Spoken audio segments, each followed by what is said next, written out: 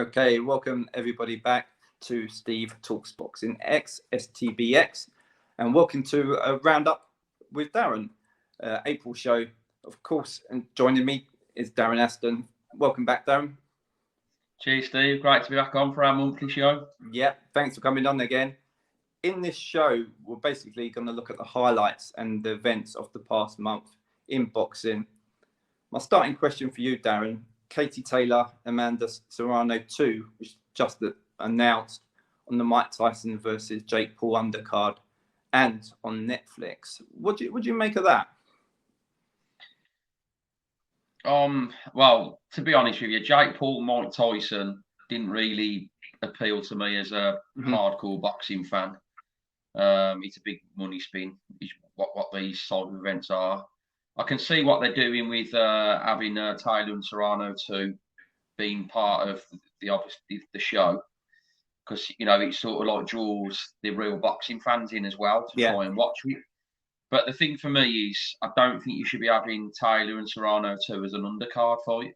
I think it's a worthy main event, which was the fight of the year at one point. And when you look at that, that it was fight of the year, and then they're on an undercard.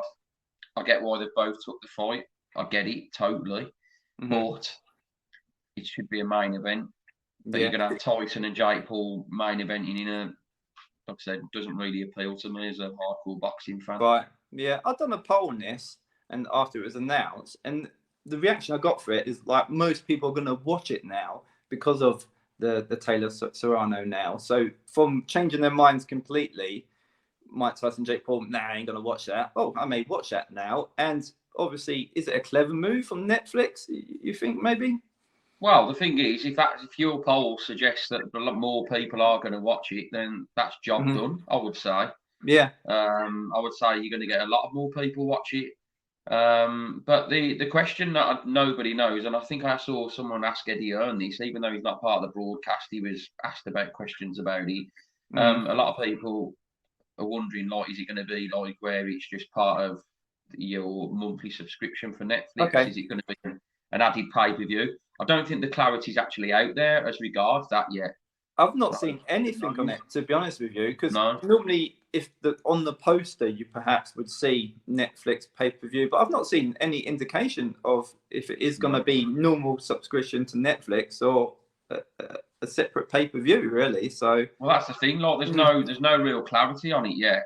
So is it going to be where people think it's going to be part of a Netflix subscription, and then it turns out that it's not? It's another £10 on top or something like that. But well, even if I'm a subscriber to Netflix, and I do want to see Taylor and Serrano, but I'll probably watch that and switch it off because I'm really not got any appeal for Jake Paul and Mike Tyson. I bet you a beer right now. You watch the Taylor Serrano. I bet you carry on watching. I bet you a beer right now. No, I don't carry on. I'm willing. If I'm getting a beer out of it, I'm willing to bet that. Yeah, okay, that's a fair bet. And I heard Katie Taylor's getting something like $6 million for this fight. So you can see the appeal there. Netflix is obviously throwing a lot of money at this. Oh God, yeah. Yeah, and they probably know they're going to get, obviously, on the Mike Tyson side of things, Jake Paul, 2 massive social media celebrities as well. So I can imagine the sort of advertising and sponsorship money they're going to make from that also. But yeah, it's an interesting one. And like I said, there's no clarification on that if it is going to be pay-per-view Netflix. So it'd be a matter of just watch this space, I'm guessing anyway. Moving on, also got this guy. Announcements of the 5 versus 5. His Excellency Turki Al-Sheikh, is he treating us again? Absolutely. Yeah, he's done nothing but treat us since he come into boxing. He hasn't. Yeah, can't wait for that card on June the 1st. It's going to be an absolute cracker. Some fantastic fights on it. And like we say, we've had this conversation before. It's not just now. It looks like going into the future, we're even going to be venturing off into the UK, USA, where Turkey's going to be funding things for us. So fantastic for boxing fans across the world, really. Yeah, the fights themselves, I don't think they were any secret, were they? Really? Because Oh no. I think people kind of guessed and knew what they were, and it was like surprise. They were behind the mask. Yeah, Kind of, I found that a bit cringe, to be honest, when they yeah, had the masks on yeah, and like the Frank Warren was the one for me where he was like, I think it was some I don't know, Dubois took his mask off, whatever. He's going, oh, like no one knew or anything, but you know, we all surprise. knew, didn't we? Yeah, yeah. Yeah, But surprise. no, brilliant, you know, brilliant card. Look, really looking forward to it. Yeah, and plus, not only we got the 5 versus 5, which is probably a standalone pay-per-view on its own. All of that is on the undercard of Better BF versus Bivol as well. So, Oh, it's fantastic, and I mean that fight. A lot of people have been calling for a long time, and you can genuinely say most boxing fans you ask, it's not one where many people can just call, oh yeah, Bivol's going to win. Like it's, yeah, I'm on the fence with it. In all honesty, it's a 50-50 genuine fight. Bivol's the boxing. Well, I used to think Bivol was more the boxing purist, but I've actually seen a different side to Beterbiev as well. He's actually got a lot more boxing skills than what I thought. yeah. So it's going to be a really 50-50 fight. Yeah, a Crack great average. fight. See, I'm Yeah. a Better BF sort of fan, so I sort of lean towards him for that one. And they obviously the 5 versus 5. They that fight could have sold on its own, couldn't they, as a pay-per-view? So this is great. This is great for boxing fans to get a unification fight and those 5 fights on Absolutely, the undercard. yeah. I'm just hoping it. Yeah, I'm just hoping it doesn't go on all night, really. So, or them half an hour gaps between 40-minute gaps between fights. That's the problem, isn't it? Yeah. That could be painful. Also, what dropped back into that was the trailer to it as well. So, what did you think of the trailer, the official trailer? Oh, I thought it was. It's probably one of the best ones yet I've seen. I mean, they've had some real stern competition with all these trailers since Turkey become involved, but that one was probably the best. Well, that one was definitely. I would say that was the best one for me. I mean, how much money they're putting behind these trailers, but they're definitely working. You know, I mean, well, they get people talking about it like us, don't they? So, and maybe the general, even the casual general fans, you know, start talking about it, but. It was. I don't know who directed it. Was it Guy Ritchie or something like that? Because it had that sort of Guy Ritchie, and I'm pretty sure the lady dealing the cards was the one who actually was in Lock Stock, I think. So I'm pretty sure of that. Yeah. But it was just so well done. But you've got it. I know they're part of the promotion teams, obviously, the big promotions. But the one thing you can say is fair play to Eddie and Frank, the way they are getting involved with it all and getting involved with all the trailers and everything. Fair play to them. They're having a great go, aren't they? Okay, I'll put you on the spot now then. Who's the best actor, Eddie or Frank? Eddie. Eddie, yeah. Comes a bit more natural rather than. Yeah, I'd say so, yeah. And he's a bit younger and fresher. Yeah, that's fair enough. So it's official. Eddie's a better actor on the trailer. So yeah. With regards to the formats of the fight, let's talk a bit about that. Wins for each fight will count as 1 point. The knockouts would count as double knockout TKO. Were we gonna need to get a calculator out on fight night to work these out? Well, when you've got like 1s and 2s, we should be okay. But if it's getting into like, it should be okay, I reckon. I've still got my abacus, so from primary school. You're all right then. But like, if you're dealing with 1s and 2s, it should be okay. But the thing is, it's like it mainly it's just going to be look like it is just the overall win is just going to be basically bragging rights. You know. But I like the format they're doing. I wasn't expecting them to come up with a format like that. I'd like you 1 point for a win, 2 for a knockout. I wasn't expecting them to come up with things like that, but it just makes it a bit more interesting. I think it's good. Do you think the fighters will actually care though, as long as they get the win? That'd be my sort of mentality. I wouldn't care like if like Matchroom needs a knockout in the last fight and you win.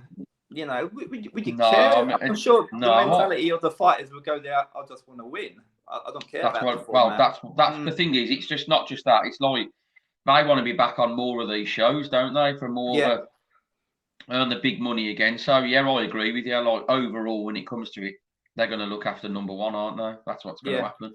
Yeah, Definitely. I think they won't be bothered too bothered who wins overall, as long as that fighter gets the win. Yeah. We're going to talk about the captains, and obviously Eddie's at Matchroom's opted for Wilder. Queensbury's put Shiraz forward. They get double points for the captains. Is Wilder the right choice for Eddie, do you think? Well, I probably wouldn't go with him after last performance, but I think Eddie's counting like what I think some people are thinking about. Wilder's going to be. He's had his bad performance. He's going to come back with a bang. He's going to be really up for this. He's talking like he's up for it.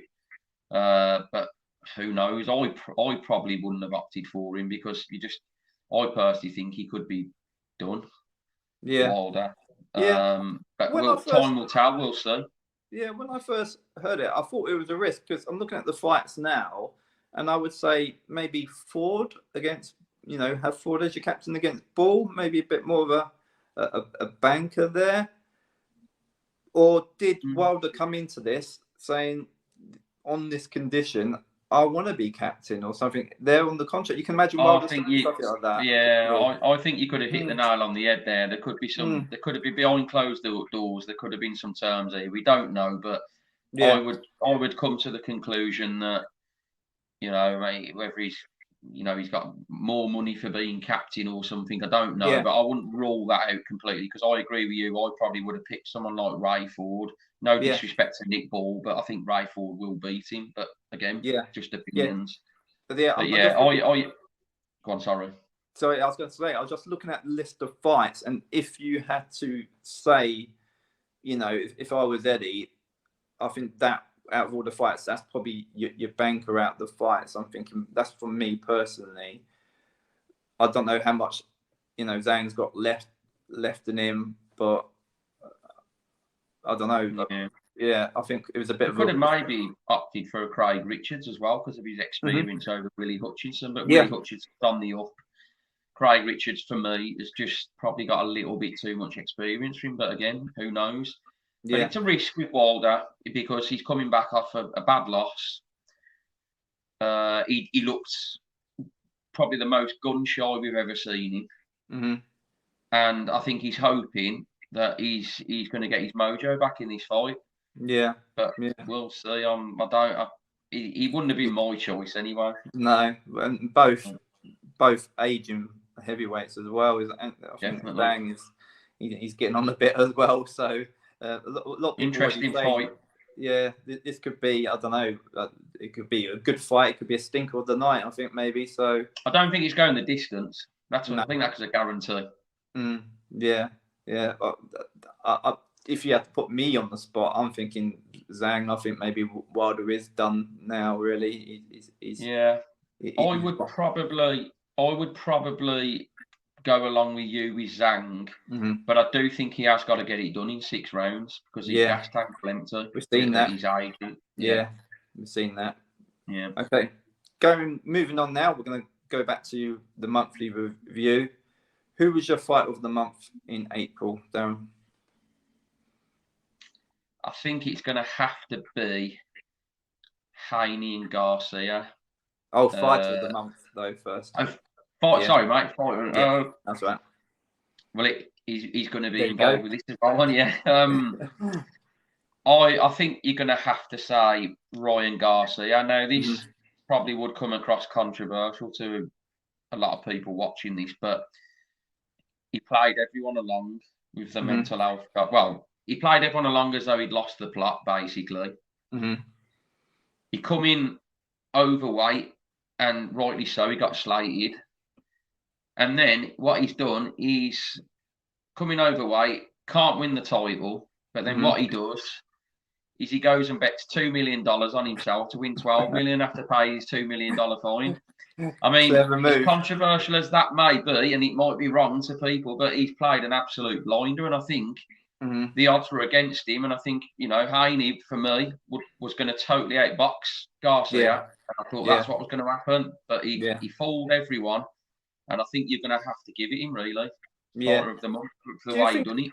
Do you think the icing on the cake would have been if he did, obviously, weigh in, you know, on the weight rather than that £3 after and won the title? That would have been better, surely. It would have, but I think he was looking for the advantages. To you know, he was quite happy to come in heavier and pay the fine. And win the fight. The one thing you can say is the rematch ain't going to be at the same weight now. I wouldn't say. You know, it's going to be a different weight. Yeah. But he played an absolute blinder. He fooled 99% of people. Yeah. And in all honesty, he took Haney apart for a lot of the fight, really, with the aggression. Yeah. What did you make of the weigh-in? He was drinking beer on the scales. He wasn't even like he still had clothes on, really. So he knew he obviously didn't make the weight, did he? So, but again, was it actually beer though? Yeah. Was it beer though? I read that it wasn't beer, and I think he I think he fooled people. I think he fooled people with that one again. Really? Well, Oh yeah, he's played a brilliant one here, definitely. So you think all that build up to the fight, all of it was just mind games, pretending that he didn't care, he's not training. Even I mentioned with it on Amit, you know, Derek James, them looks he was giving him in the background of the video, thinking, what's he doing? So that was all part of the plan. Do you think? I think it was a big part of the plan, but I do think there's some kind of issues with what he's going on about. You know, whatever no one knows what they are about. Oh, if you'd have seen what I saw and all that, I think there's some kind of issue going on with him or whatever. But 90% of it, it was all planned. I would say he knew what he was doing, and it was part of the game plan. Mind games. Tyson Fury's brilliant at it. Garcia was brilliant at it. Yeah, definitely played him. Okay, I know you've mentioned this. Your fight of the month. I can reveal it. It is Haney versus Garcia. So, but even during the fight itself, we had pretty much everything, wasn't it? Really, you know, people criticise the ref. What would you reckon on the ref? Do you think he done a good job, or was he helping Haney? Or I think he come across like he was trying to help Haney a little bit. I think the result was correct. I think Garcia won the fight. Yeah. For me, it was a very, very good fight. Like I said, I was expecting Haney to outbox Ryan Garcia and comfortably win on points. But Garcia, his power showed. Haney didn't like the aggression that Garcia showed. He couldn't handle it. Haney couldn't get his boxing off. And I thought I thought the tactics were brilliant. And I thought it was a very, very good fight to watch. Yeah, that really, left really hook. good fight. Yeah, that left hook to the speed of the left hook. Yeah. Well, his head proper went to the side, didn't he? And he was really rock bad from that, weren't he? Yeah. But he showed some real good power in this fight as well, Ryan Garcia. I mean, I don't believe Haney's ever been dropped before, has he? No. Well, I think before Garcia was always the power puncher at the two. So, but I think people were just surprised how easy, when everyone talks about Haney's ring IQ, how easy he got caught with that left, and you're thinking, hang on, you know, you should be better. He looked totally overawed by the way Garcia was coming at him, and like you said, Haney was trying to hold a lot. The ref was trying to give him a bit of a helping hand. It was a really good fight to watch. I mean, I feel like we've been a bit limited on fights in April, but that one for me, that one for me is definitely the one where I can say probably the bigger profiles helped the fight as well. But it was one of the most entertaining ones for me for this month. Yeah, sure. Always go to promoter of the month and why? I think you've got to give. I do this quite a lot. I give a lot. I don't give one. I give two. Well, it was Ben Shalom last. Yeah, but it was Ben Shalom last month. So I'm going to go. That was amazing. So Ben was pleased. Yeah, but he's not going to get it. He messaged me after the show saying thank you. By the way, I haven't had nothing off him, unfortunately. No, okay, fair enough. But I can't give it him for the second month in a row because Boxer's very quiet this month. I think you've got to give it to Frank and Eddie for getting June the 1st over the line.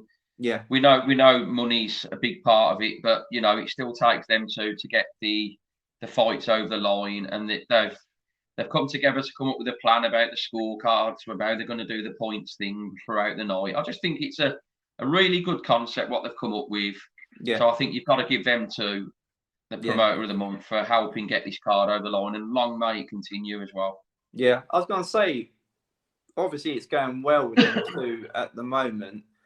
How long can it last? You know, they are separate promoters at the end of the day. You know, obviously the relationship's going well, lots of money being involved, everyone's happy. But how long can it last? Will this 5 versus 5, you know, maybe we may get a bit, you know, sticking points or something, maybe in the relationship there? Why the money's flowing, everything will be fine, trust me. Yeah. While the money's there and the money's flowing, Mm-hmm. them two will keep coming up with the fights, and Turkey's involved with it. Like he'll keep it all on a level playing field, and I think we'll be okay. And I think going forward, September, I think like there's a plan to have another 5v5 at Wembley with AJ headlining.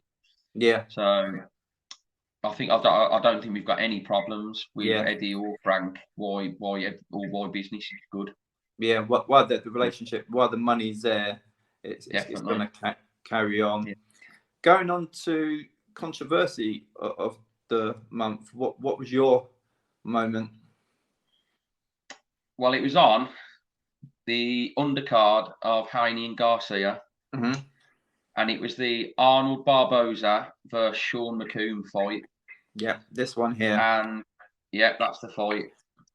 And I've actually prepped the scorecards here with me. Yeah, go on, hit. They gave it 96-94 Sean McComb, to Barboza. 98-92 to Sean McComb, and 97-93 Barboza. 98-92 Sean McComb was 100% the scorecard. What it should be. Yeah. But they gave it Barboza, and I saw Lee Eaton and everybody online saying it was an absolute robbery. And watching the fight back, I've watched it twice now, the fight. Okay. And I get the same result every time. And I think you need to watch it. It is a shocker. Yeah, I did watch it, and Sean looked in control. I didn't say he got caught by a few shots, but he was for work rate, you know, accuracy. He was in control, and even in the last round, he was like, I'm thinking, he's in control. He's won this. And even when they announced it, even like I was going to say, when he announced it, he didn't really play his face or anything. Fair play to Sean McComb, but like that fight, he was totally in control. He'd done a brilliant job. He was the big outsider. He'd done a brilliant job. Outboxed Barboza. And to not get that decision to go on to bigger and better for him is an absolute travesty. Yeah. But I saw Teddy Atlas speaking about it on a clip. And he said that Customato said once that when you get bad decisions like that, it's either incompetence or corruption. And he said that wasn't incompetence, that was total corruption in that fight. We know boxing, there's still corruption going on, isn't there? So it's just like the grey area of boxing. We know it goes on. It's even it's happened for years, and it still carry on. And I guess he was he was a home fighter, I'm guessing. So I don't know, but I couldn't see that to be honest. Well, the thing is, like how I don't see how anyone. I think you could take a casual, sit them down and watch that fight and go, who do you think won that fight? That's how bad it was. Yeah. And it was just so blatantly obvious that Sean McComb won that fight. Yeah, I think there was a appeal on that decision on the way. I've read somewhere. Yeah, I have seen that. Yeah, so hopefully, I don't know, it may get overturned, or I don't know, them judges reprimanded, because that was really shocking. Yeah, it was really ridiculous. Moving on, fights. What you're looking forward to in May? May is quite chocker. I had a quick look myself, but what fights are you looking forward to, Darren? Well, we've got Fury Usyk, of course. That's the biggest main one on May the 18th. Yes. Yeah, we've been here how many times before now? I think Yeah, between you and me, Darren, I think we've mentioned Fury and Usyk about 1,000,000 times on interviews. I think so. I think since you first started this show, I think like a year on nearly, we're still saying the same. Yeah. But I'm hoping this is the time. And then I like Apatow and Brady's too on the undercard. I like that fight. I like Cordina and Kakachi again on the undercard. You've got Canelo versus Munguia. Really good fight. I think Munguia will show a lot more in that fight than what people think. Yeah, especially after the Ryder win as well. So tremendous win that was. So I think that's a very good fight.